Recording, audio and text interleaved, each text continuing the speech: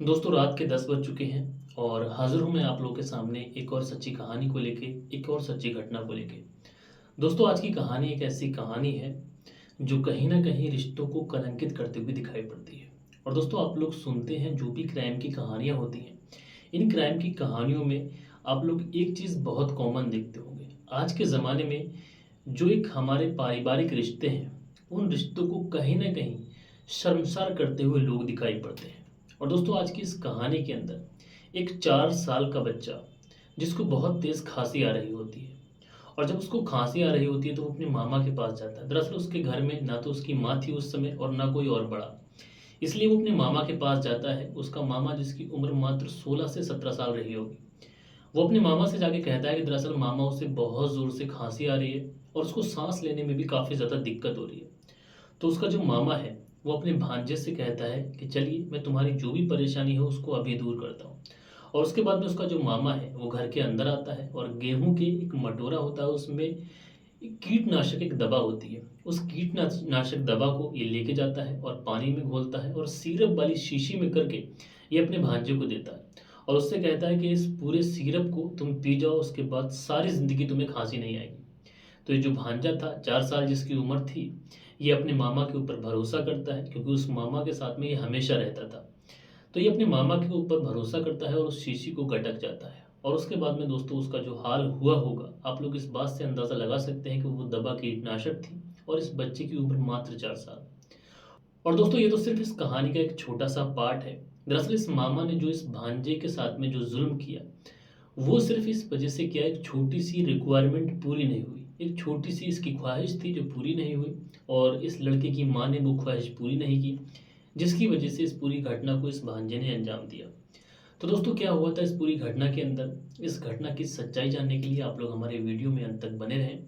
तो दोस्तों मैं हूँ आप सभी का अपना दोस्त शाबिज़ मलिक और हाज़िर हूँ आप लोग के सामने एक और सच्ची घटना को लेके। दरअसल दोस्तों आज की ये जो घटना मैं आप लोग को सुनाने जा रहा हूँ, ये घटना है 14 फरवरी 2022 की और मध्य प्रदेश का एक ज़िला है मंदसौर और यहीं पे एक थाना पड़ता है अफ़ज़लपुर। और दोस्तों यहीं पर एक परिवार रहता है।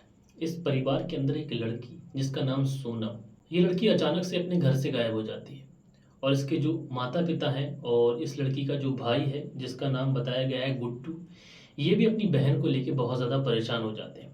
उसके बाद में ये हर जगह अपनी बहन को ढूँढने की कोशिश करते हैं। बहन को जब ढूँढते हैं तो बहन का कोई भी कहीं भी पता नहीं मिलता है। सारे रिश्तेदारों में तलाश किया जाता है।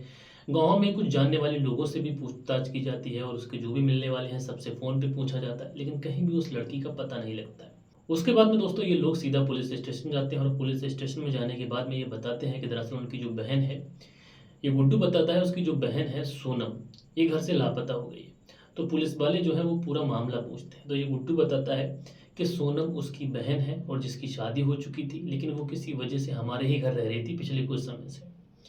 तो दोस्तों उसके बाद में पुलिस वाले जो होते हैं वो तुरंत अपनी जिप्सी को उठाते हैं। उस लड़की की जो ससुराल थी वहीं पर पहुंच जाते हैं और वहां पे पहुंचने के बाद में देखते क्या है तो हैरान रह जाते हैं। दरअसल जिस लड़की की गुमशुदगी की रिपोर्ट लिखाई गई पुलिस स्टेशन के अंदर, उस लड़की का नाम सोनम है और ये अपने पति के साथ में बहुत ज़्यादा खुश है। दोस्तों आमतौर पे इस तरीके के मामले तो बहुत देखे हैं कि ससुराल से नाराज़ होकर पत्नी जो है वो अपने मायके चली जाती है, लेकिन ऐसा बहुत कम बार देखने को मिलता है कि कोई लड़की अपने मायके से नाराज़ होकर अपने ससुराल चली जाए। इसलिए पुलिस वाले भी कहीं न कहीं हैरान होते हैं, परेशान होते हैं और इसलिए उस लड़की को तुरंत पुलिस वाले जो है अपनी जिप्सी में बिठाते हैं और उसको अपने साथ पुलिस थाने लेके आते हैं। और उसके बाद उस लड़की से पूछते हैं कि दरअसल तुम घर से बिन बताए अपने ससुराल कैसे चली गई? पूरा मामला बताओ। तो वो जो लड़की है वो कुछ बता पाती इससे इससे पहले ही पुलिस वाले कहते हैं कि जो भी बात बताना सच-सच बताना, सच के सिवा अगर तुमने कुछ भी बताया तो अच्छा नहीं होगा। उसके बाद में दोस्तों ये लड़की कहती है पुलिस वालों से कि जो भी मैं बताऊँगी तुम्हें सच बताऊँगी, लेकिन तुम उस पर बस यकीन करना। तो ये लड़की बताती है कि अब से कुछ साल पहले उसकी जो शादी है वो पास ही के गाँव में हुई है और जो शादी हुई है वो आटा-साटा प्रथा के अंतर्गत हुई है। यानी ये एक ऐसी प्रथा होती है जिसमें किसी घर में अगर किसी लड़की की शादी की जाती है तो उस घर से एक लड़की ली जाती है इस घर के अंदर। यानी अगर कोई लड़का है वो अपनी बहन की शादी दूसरे घर में करता है तो उसकी बहन से वो लड़का शादी करेगा। इस तरीके से इस लड़की की शादी हुई थी। इस लड़की की जब शादी हो गई तो इसका जो भाई है गुड्डू, इस लड़की की ननद से उसकी शादी हो जाती है। और दोस्तों जो समय है वो समय जब गुजरता है तो जो इसका भाई गुड्डू है, जो इसकी ननद का पति है, उसको एक लड़की पैदा होती है और इधर इस लड़की सोनम को एक लड़का पैदा होता है। अब सोनम अपने परिवार में बहुत ज़्यादा खुश थी, किसी भी तरीके की कोई परेशानी नहीं थी और इसका जो पति है वो भी सोनम का बहुत ज़्यादा ख्याल रखता था। लेकिन कहीं न कहीं जो गुड्डू है, जब इसको लड़की पैदा हुई, तो ये अपनी पत्नी के साथ में मार-पिटाई करता और उसके साथ में जब मार-पिटाई करता, तो कहीं न कहीं उस लड़की को भी बुरा लगता। तो माहौल जो था वो लगातार उस घर के अंदर खराब हो रहा था, जिस वजह से वो लड़की जो है, वो एक दिन अपने पति को छोड़कर अपने घर आ जाती है, अपने मायके आ जाती है। यानी जिस घर के अंदर सोनम थी, उसी की ननद वापस आ जाती है उसका भाई का घर छोड़ के। और दोस्तों उसके बाद में जब काफ़ी ज़्यादा समय गुज़र जाता है, तो आखिरकार गुड्डू फैसला करता है कि वो अपनी बीवी को मना कर लेके आएगा। और जब गुड्डू उस घर में जाता है, जिस घर से उसकी शादी हुई थी, जिस घर में उसकी पत्नी जाकर बैठ गई थी, गुड्डू कहता है कि तुम्हें मेरे साथ चलना पड़ेगा। तो वो जो लड़की है वो कहती है कि उस घर में जाके मैं क्या करूँगी?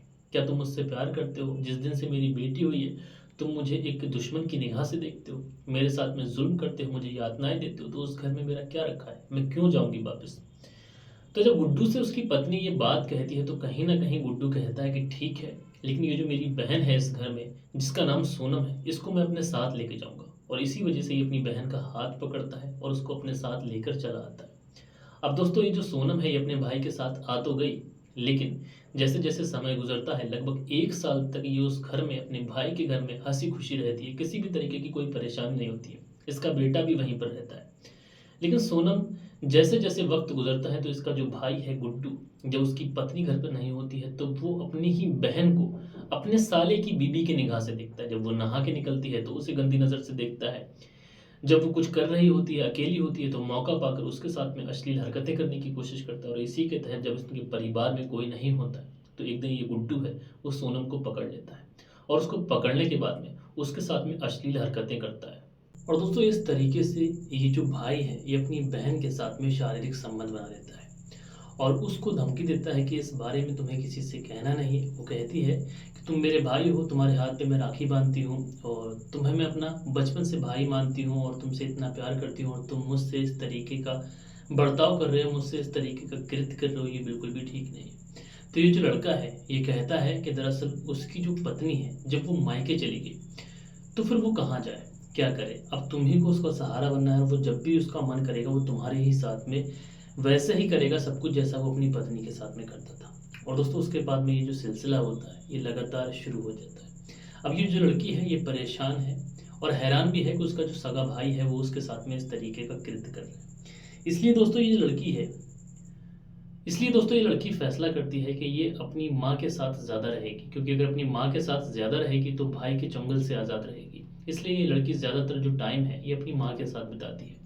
अब दोस्तों इसकी माँ भी बाहर काम करने के लिए जाती है, ये लड़की भी काम करने के लिए जाती है, साथ में जो इसका पिता है वो भी काम करने के लिए जाता है और जो बड़ा भाई है वो भी काम करने के लिए जाता है। लेकिन घर में एक और छोटा भाई होता है जिसकी उम्र 16 से 17 साल होती है और दोस्तों उसी भाई के सुपुर्द ये अपने बेटे को छोड़ के जाती है। अब दोस्तों ऐसे ही जो सिलसिला है वो लगातार चलता रहता है इनके परिवार में। सब कुछ ठीक होता है, किसी को कुछ पता नहीं होता, लेकिन ये जो भाई है लगातार अपनी बहन के ऊपर ज़ुल्म करता रहता है। अपनी बहन के साथ में शारीरिक संबंध बनाता है, उसका रेप करता है, उसका एक तरीके से शोषण ये करता है।